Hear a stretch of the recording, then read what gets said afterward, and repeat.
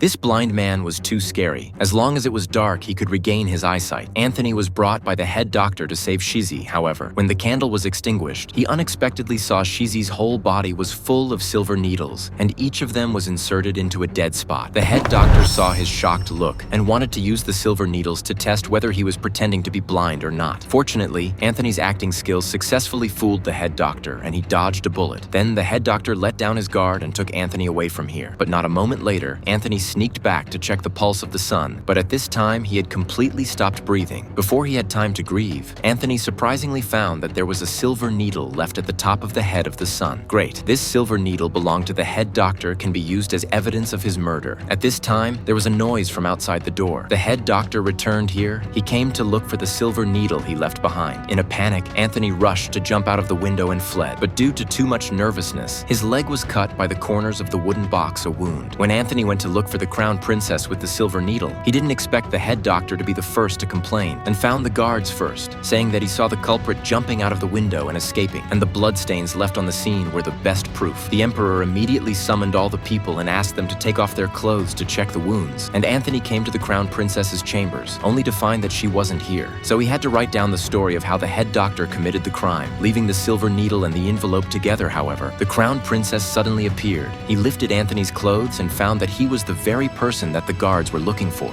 In this way, Anthony's words paled in comparison, and just as the crown princess was about to report the matter, Anthony hurriedly took out a magnifying glass from his pocket. He said that this is a token given to him by the Sun of the World. It turns out that Anthony was previously in the treatment of cough for the Sun of the World. By him to discover his special ability to restore vision in the darkness of the day, the two took this as an opportunity to become close friends. The crown princess, to see the sincere Anthony believe in his words, she immediately brought a silver needle to the emperor to reveal the real murderer.